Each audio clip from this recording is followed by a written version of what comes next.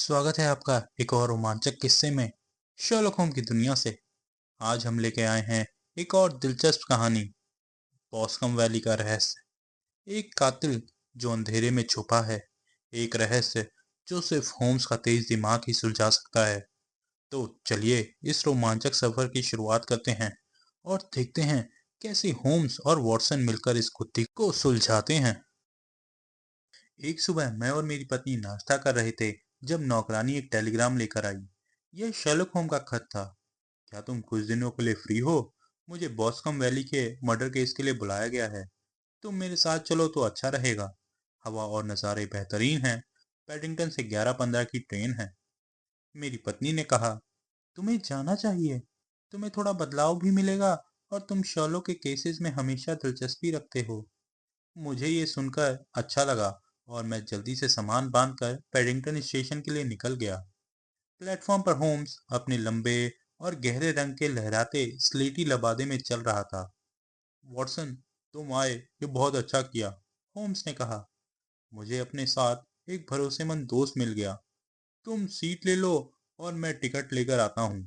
हमारे पास अकेला कंपार्टमेंट था और उसमें होम्स ने पेपर का एक बड़ा ढेर ले रखा था, जिसमें से वो कभी पढ़ता और कभी नोट्स बनाता। थोड़ी देर बाद उसने पेपर को रोल करके रैक में रख दिया। तुमने केस के बारे में कुछ सुना? होम्स ने पूछा। कुछ नहीं, होम्स ने मुझे बताया कि ये एक सरल केस लगता है जो वास्तव में मुश्किल हो सकता है। ये मर्डर का केस है और लोगों ने मारे गए आदमी के बेटे पर शक किया है। पर मैं बिना जाने कुछ भी मान लेने के पक्ष में नहीं हूँ। मैं तुम्हें उतना बताता हूँ जितना मुझे पता है। बॉस्कम वैली हेयरफोर्डशायर के पास एक गांव है। वहाँ के सबसे बड़े जमींदार मिस्टर जॉन टर्नर हैं, जो ऑस्ट्रेलिया में अमीर बने और कुछ साल पहले वापस आए। उन्होंने अपने एक खेत हेदरले अपने पुराने ऑस्ट्रेलियन दोस्त मिसेस चार्ल्स मैकार्थी को दी थी। टर्नर के पास पैसा ज्यादा था, तो मैकार्थी उनका किराएदार बन गया। पर दोनों के बीच एक बराबरी का रिश्ता था। मैकार्थी का एक 18 साल का बेटा था और टर्नर की एक बेटी थी जो उसी उम्र की थी। 3 जून यानी पिछले सोमवार मैकार्थी दोपहर 3 बजे अपने घर से बॉस्कम पूल की तरफ गया। उसने अपने नौकर से कहा था कि उसके पास एक जरूरी मुलाकात है, पर वो वापस कभी नहीं आया। बॉस्कम पूल के रास्ते में उन्हें दो लोगों ने देखा, एक बूढ़ी औरत और टर्नर का game keeper William Crowder. Game keeper ने देखा कि मैकार्थी के कुछ ही देर बाद उसका बेटा जेम्स मैकार्थी भी उसी रास्ते पर एक बंदूक के साथ जा रहा था और शायद उसका पिता नजर में था। शाम को गेम कीपर को खबर मिली कि एक हादसा हो गया है। गेम कीपर विलियम क्राउडर ने मैकार्थी और उसके बेटे को बॉस्कम पूल के पास देखा था। बाद में लॉज कीपर की 14 साल की बेटी पेशेंस मोरेन ने भी उन्हें झगड़ा करते हुए देखा। पेशेंस ने सुना कि मिस्टर मैकार्थी अपने बेटे पर चीख रहे थे और उसका बेटा हाथ उठा रहा था जैसे मारने वाला हो। डर के मारे पेशेंस वहां से भाग गई और अपनी मां को बताया। लेकिन कुछ ही देर में जेम्स मैकार्थी लॉज पर भागा भागा आया और कहा कि उसके पिता का शव मिला है। वो डर और घबराहट में था, बिना बंदूक और बिना टोपी के, और उसके हाथ पर खून के निशान थे। जाने पर लोगों ने मिस्टर मैकार्थी की लाश पूल के पास घास पर पड़ी देखी और उनके सर पर भारी मार के निशान थे। उसकी बंदूक भी वहीं नजदीक थी। सबूत के आधार पर जेम्स को तुरंत गिरफ्तार कर लिया गया और उस पर हत्या का आरोप लगा। शर्लक होम्स ने कहा, समय पर साक्ष्य कभी कभी असलियत से अलग भी हो सकते हैं, पर हालात से लगता है कि ये मामला काफी उलझा हुआ है। जेम्स के दोषमुक्त होने का यकीन कुछ लोग रखते हैं, जैसे मिस टर्नर, जो पास ही में जमीन के मालिक की बेटी है। इसलिए लेस्ट्रेड ने मुझे ये केस सौंपा है। होम्स ने मुस्कुराते हुए कहा, हो सकता है कि हम कुछ ऐसे तथ्य पर पहुंचें जो मिस्टर लेस्ट्रेड को बिल्कुल स्पष्ट नहीं लग रहे हों। मैं या तो उसके मत से सहमति करूंगा या नहीं, ऐसे तरीके से जो उसकी समझ से परे हैं। होम्स ने एक छोटी सी बात का उदाहरण देते हुए मुझसे कहा, तुम्हारी शेव चेहरे के बाईं तरफ अधूरी है क्योंकि तुम्हारे बेडरूम की रोशनी दाईं तरफ से आती है। लेस्ट्रेन ने ऐसी छोटी बातों पर गौर नहीं किया होगा। होम्स ने कुछ और महत्वपूर्ण बिंदु भी रखे, जैसे जेम्स मैकार्थी के कुछ अलग से बयान जब उसकी गिरफ्तारी हुई। वो कह रहा था कि उसे उम्मीद थी कि वो गिरफ्तार होगा और उसका ये हक था। ये बयान लोगों को और शकी बनाता है, लेकिन साथ ही उसने अपनी बेगुनाही का भी दावा किया है। होम्स कहता है, मुझे इस बात पर उसकी बेगुनाही की एक रोशनी दिखती है। वो समझदार है और उसने अपनी गिरफ्तारी पर ना तो आश्चर्य दिखाया और ना ही गुस्से का नाटक किया। अगर वो सच में मुजरिम होता तो शायद ऐसा ही व्यवहार करता, पर उसकी सादगी और स्थिति को स्वीकार करने का तरीका उसकी बेगुनाही दिखाता है। मैं थोड़ा शक से कहता हूँ, इससे कमजोर सबूत पर भी लोग फांसी पर चढ़ाए गए हैं। होम्स जवाब में कहता है, हाँ, और कुछ लोग गलत फांसी पर भी गए हैं। होम्स मुझे एक लोकल अखबार का आर्टिकल देता है जिसमें जेम्स मैकार्थी ने अपना बयान दिया है, जिसे मैं ध्यान से पढ़ता हूँ। जेम्स मैकार्थी, जो अपने पिता की मौत का शिकार बना है, अपनी घटना के बारे में कहता है, मैं ब्रिस्टल से 3 दिन बाद 3 जून को वापस आया। मेरे वापस आने पर नौकरानी ने बताया कि मेरे पिता बॉस्कम पूल गए हैं किसी से मिलने। मैंने अपनी गन उठाई और बॉस्कम पूल की तरफ चला गया। वहां जाकर मैंने अपने पिता को देखा और हम दोनों के बीच झगड़ा हुआ। क्योंकि मेरे पिता काफी गुस्से वाले आदमी थे, मैं वहां से वापस आ गया। लेकिन करीब 150 यार्ड जाने के बाद मुझे अपने पिता की चीख सुनाई दी। मैं वापस गया और उन्हें बेहोश स्थिति में पाया। उनके सर पर घाव था। मैंने तुरंत मदद के लिए लॉज कीपर से कहा। मेरे पास कोई जवाब नहीं है कि मेरे पिता को किसने मार दिया। ऑफिसर ने पूछा, क्या आपके पिता ने मरने से पहले कुछ कहा था? जेम्स ने जवाब दिया, उन्होंने कुछ कहा था, पर सिर्फ एक रैट का जिक्र किया। आपका अपने पिता से अंत में किसी बात पर झगड़ा हुआ था? जेम्स ने जवाब दिया, ये बताना मुश्किल है, ये घटना से जुड़ा नहीं है। ऑफिसर उसे कहता है, अगर आप जवाब नहीं देंगे तो ये आपके हक में नहीं होगा। जेम्स ने कहा, मैं नहीं बता सकता। फिर ऑफिसर पूछता है, आपके अपने पिता के बीच कोई का सिग्नल था? तो कैसे आपके पिता ने ये आवाज आपको देखने से पहले और आपको ब्रिस्टल से लौटने से पहले दी? जेम्स परेशानी में जवाब देता है, मुझे नहीं पता।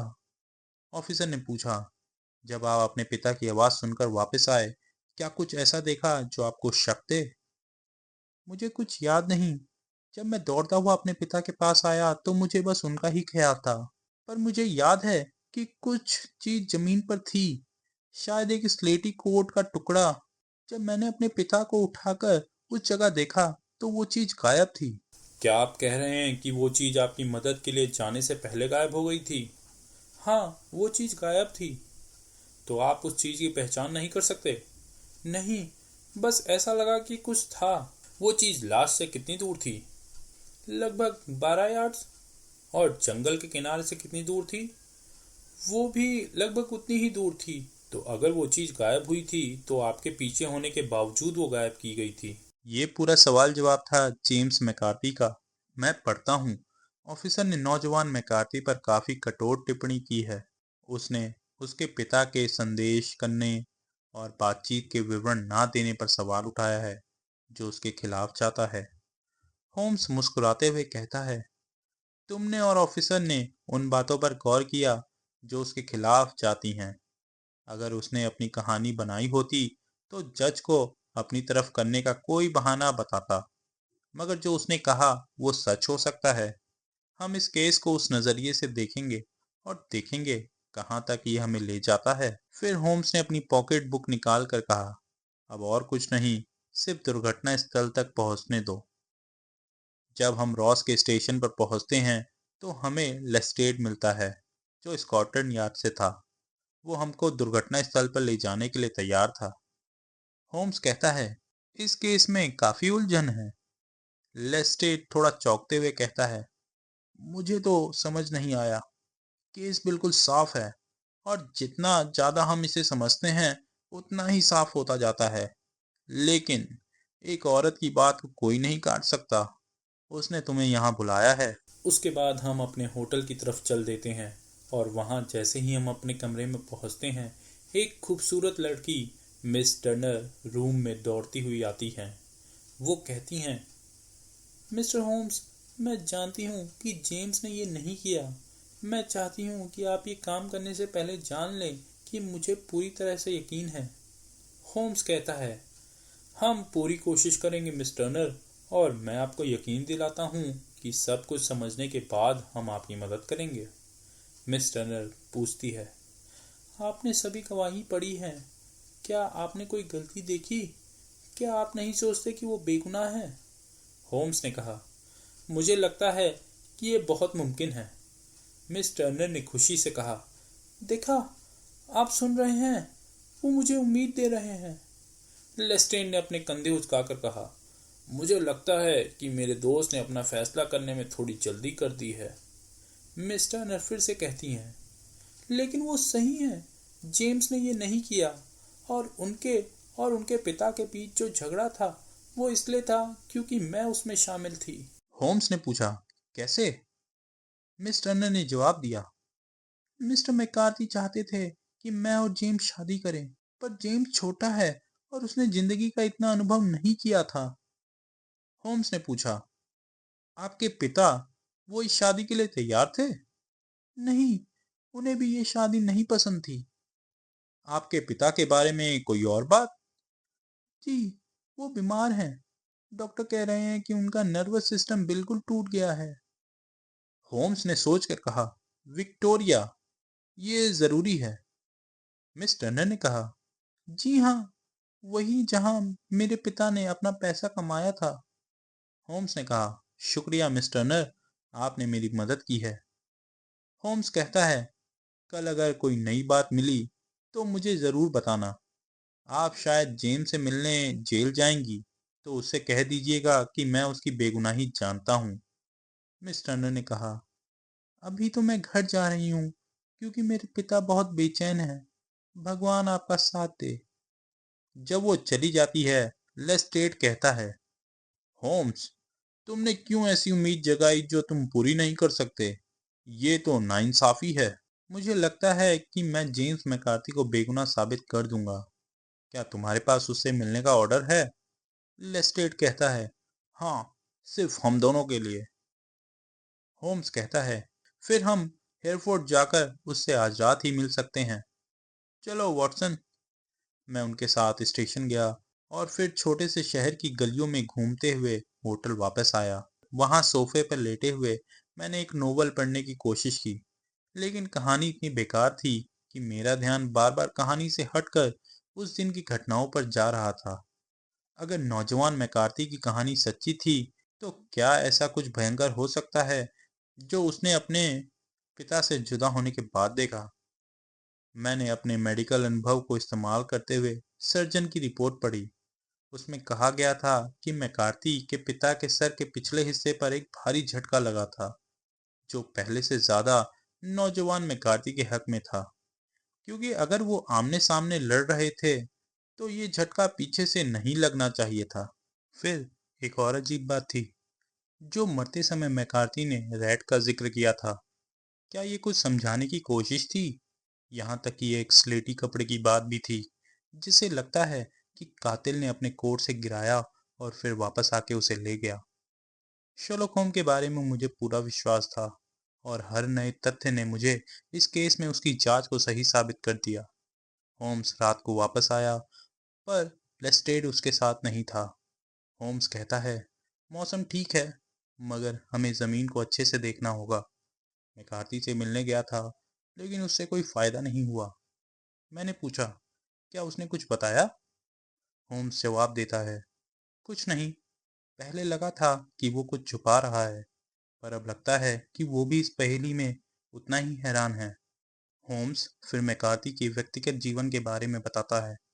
वो मिस टर्नर से शादी करने का सोच रहा था, पर कुछ साल पहले ब्रिस्टल की एक बारमेड से शादी कर ली थी। अब वो बेचैन है, क्योंकि उसकी शादी के बारे में कोई नहीं जानता। उसके बाद उसकी बीवी ने उसे छोड़ दिया और लिखा कि वो पहले से किसी और के साथ शादी कर चुकी है। इस बात ने उसे थोड़ा सुकून दिया। अगर मैकार्थी बेगुनाह है, तो फिर किसने ये खून किया? फिर वो दो बातों पर ध्यान देता है। पहला, मैकार्थी को किससे मिलना था जो उसका बेटा नहीं हो सकता, क्योंकि बेटा वह नहीं था और उसे पता नहीं था कि वो कब वापस आएगा। दूसरा, मैकार्थी को मरने से पहले कोई की आवाज़ सुनी थी, और तब तक उसका बेटा वापस नहीं आया था। इन सब बातों के बारे में सोचते हुए वो रात बीत जाती है, और फिर अगली सुबह मैं और होम्स लेस्ट्रेड के साथ हेदरले फार्म और बॉस्कम पूल जाते हैं, लेस्ट्रेड बताता है कि मिस्टर टर्नर, जो मैकार्थी के पुराने दोस्त थे, अब बीमार हैं और उनकी जान को खतरा है। टर्नर ने मैकार्थी की कई बार मदद की थी, जैसे हेदरले फार्म को बिना किराए के दे दिया था। होम्स मुस्कुराते हुए कहता है, ये काफी अजीब है कि मैकार्थी, जो टर्नर का बहुत आभारी था, अपने बेटे को टर्नर की बेटी से शादी कराने के लिए इतना आत्मविश्वासी था, जबकि टर्नर खुद इस शादी के खिलाफ था। लेस्ट्रेड ने कहा, हमने सब कुछ समझ लिया है होम्स। बूढ़े मैकार्थी की मौत नौजवान मैकार्थी के हाथों हुई है, और जो कुछ बाकी बातें हैं वो बेकार है। होम्स हंसकर जवाब देता है, शायद आप सही कह रहे हैं, लेकिन मुझे लगता है कि ये हेदरले फार्म है। लेस्ट्रेड के साथ हम दोनों हेदरले फार्म पहुंचते हैं। घर काफी पुराना और आरामदायक लग रहा था, लेकिन वहां का माहौल उदास था, जैसे कोई बड़ी दुर्घटना हुई हो। होम्स ने नौकरानी से जूते मंगवाए, जो मैकार्थी ने मौत के वक्त पहने थे, और फिर हम सब बॉस्कम पूल की तरफ चले गए। शर्लक होम काफी बदल गया था जब से वह केस की घटना स्थल पर पहुंचा था। जो लोग सिर्फ उसे एक सोचने वाले और शांत व्यक्ति के रूप में जानते थे, वो उसे पहचान नहीं पाएंगे। उसका चेहरा लाल हो गया था, आंखों में तेज चमक थी। उसका ध्यान सिर्फ केस पर था, और हर सवाल या बात उसने ध्यान से सुनी, जैसे उसका मन सिर्फ अपने लक्ष्य पर था। होम्स ने रास्ते पर चलते हुए बॉस्कम पूल की तरफ कदम बढ़ाया, जहां कई कदमों के निशान थे। लेस्ट्रेड और मैं उसके पीछे चल रहे थे, जबकि होम्स हर एक निशान को ध्यान से देख रहा था।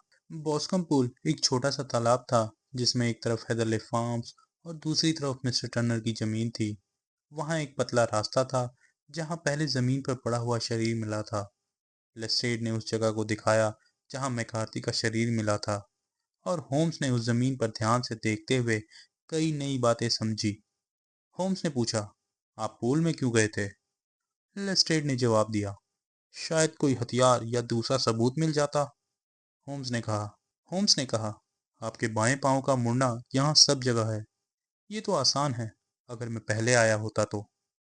देखिए, ये है जहाँ लॉज कीपर और दूसरे लोग आए और सब कुछ मिटा दिया था। लेकिन ये 3 पाँव के निशान हैं। ये जेम्स मैकार्थी के हैं। 2 बार चलने के और 1 बार दौड़ने के निशान हैं, जो उसकी कहानी को सही साबित करते हैं। फिर होम्स ने घटना की गहरी जांच पड़ताल की, पेड़ के नीचे और मैदान को देखते हुए एक नुकीला पत्थर भी ढूंढा, जो उसने अपने पास रख लिया। होम्स कहता है, ये केस काफी दिलचस्प है। मैं मोरेन से बात करने लॉज जाऊंगा और शायद एक छोटा नोट भी लिखूंगा। फिर हम लंच के लिए वापस लॉज जाएंगे। होम्स 10 मिनट बाद गाड़ी में वापस आता है, और उसके पास एक पत्थर होता है जो उसने पूल से उठाया था। होम्स लेस्ट्रेड को पत्थर दिखाते हुए कहता है, इस पत्थर से हत्या हुई थी। लेस्ट्रेड परेशान होता है और कहता है, इस पर कोई निशान नहीं है। होम्स जवाब देता है, घास इसके नीचे उग रही थी। ये कुछ दिन से वहां पड़ा था। इससे मिलती जुलती चोट का भी निशान है, और किसी और हथियार का कोई निशान नहीं है। लेस्ट्रेड थोड़ा मजाक उड़ाते हुए कहता है, तुम्हारी बातें अच्छी हैं, लेकिन जज को समझाने में मुश्किल होगी। होम्स शांति से जवाब देता है, आप अपना तरीका अपनाइए, मैं अपना काम करूंगा। मैं शाम तक लंदन वापस जाऊंगा। लेस्ट्रेड हैरान होता है, केस खत्म? कैसे? होम्स मुस्कुराते हुए कहता है, कातिल वो है जिसे मैं बयान कर रहा हूँ, वही है। लेस्ट्रेड पूछता है, वो कौन है? होम्स कहता है, ये मोहल्ला इतना बड़ा नहीं है, आप खुद ढूंढ सकते हैं। वैसे वो आदमी थोड़ा लंगड़ाता है, लंबा है, और बाएं हाथ से काम करता है। लेस्ट्रेड ने कहा, मैं एक व्यवहारिक आदमी हूँ, और मैं हर जगह बाएं हाथ का आदमी और एक लंबा शख्स नहीं ढूंढने जा सकता। मैं स्कॉटलैंड यार्ड का मजाक बना दूंगा। होम्स ने शांति से जवाब दिया, ठीक है, मैंने आपको मौका दिया। ये रहा आपका कमरा। अलविदा। मैं आपको एक नोट भेजूंगा। होम्स ने लेस्ट्रेड को उसके कमरे पर छोड़ दिया, और हम अपने होटल चले गए। वहां लंच तैयार था। होम्स चुप था और परेशानी में लग रहा था। सुनो वॉटसन, होम्स ने कहा, मुझे ये केस समझने में मुश्किल हो रही है। तुम्हारी राय चाहिए। एक सिगार लो और सुनो। जरूर, मैंने कहा। होम्स ने अपनी बात शुरू की। इस केस में दो बातें थी जो मैकार्थी के बयान से तुरंत साफ हुई। पहली बात, उसने कहा कि उसके पिता ने कोई कहा, लेकिन उसके खुद के हिसाब से उसका बेटा ब्रिस्टल में था। दूसरी बात, उसके पिता ने मौत के समय रैट का जिक्र किया। अब हम ये मानकर चलें कि लड़का सच कह रहा है। कोई के बारे में होम्स ने कहा, ये आवाज उसके बेटे के लिए नहीं थी, क्योंकि बेटा ब्रिस्टल में था। ये आवाज उस व्यक्ति के लिए थी जिससे मैकार्थी मिलना चाहता था।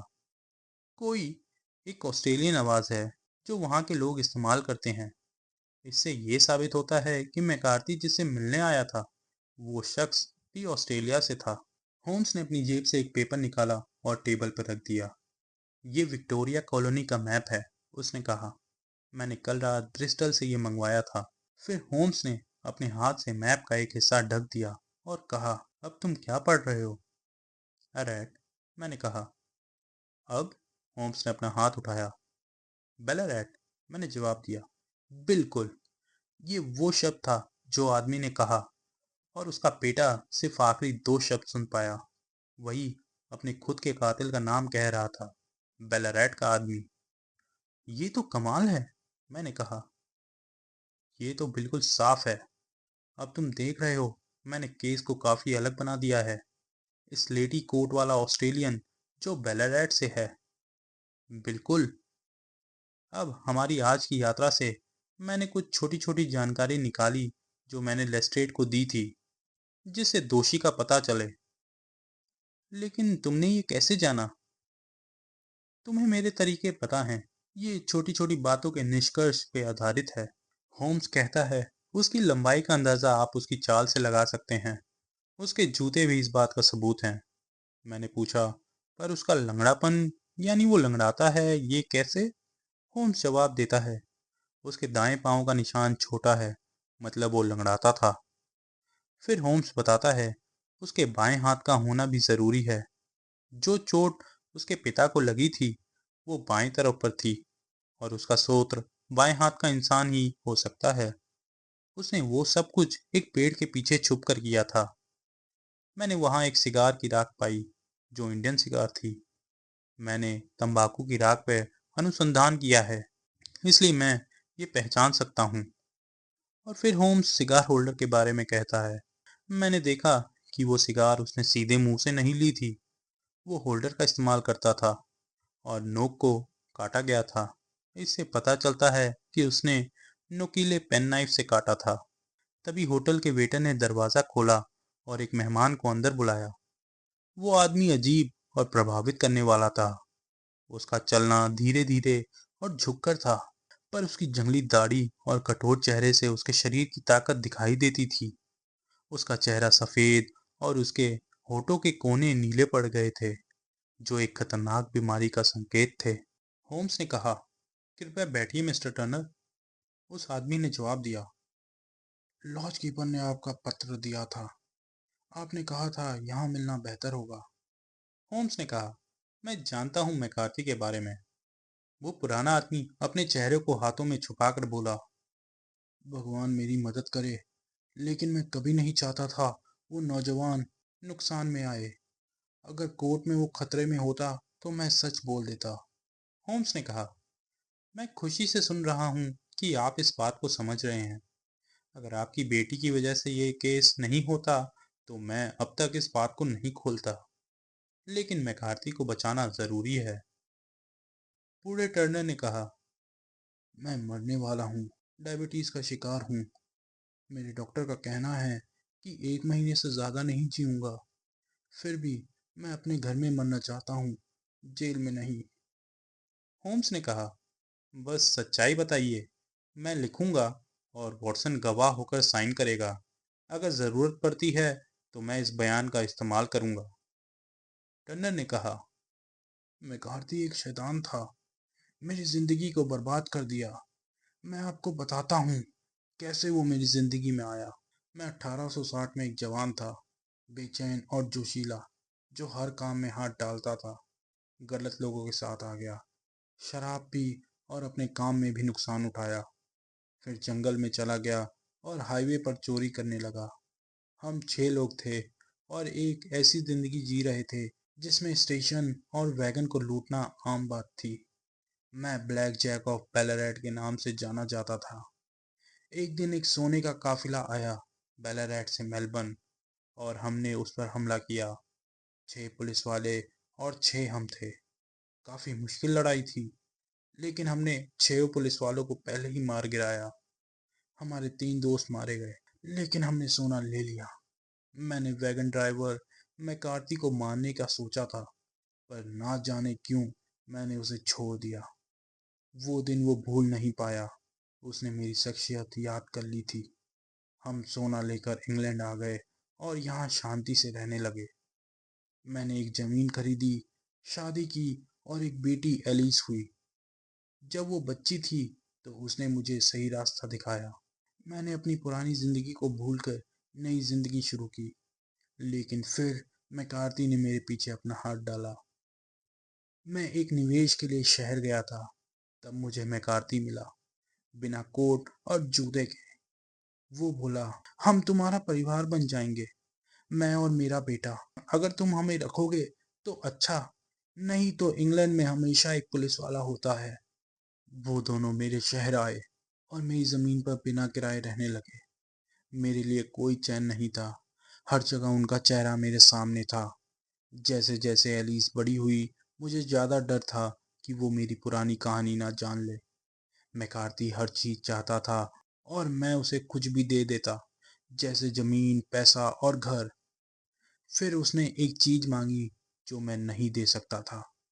वो चाहता था कि उसका बेटा, जो मेरी बेटी के साथ बड़ा हो गया था, मेरी पूरी संपत्ति ले ले। मैं उसके लिए बिल्कुल तैयार नहीं था। मैकार्थी ने धमकी दी, लेकिन मैं उसे समझौता करने को तैयार नहीं था।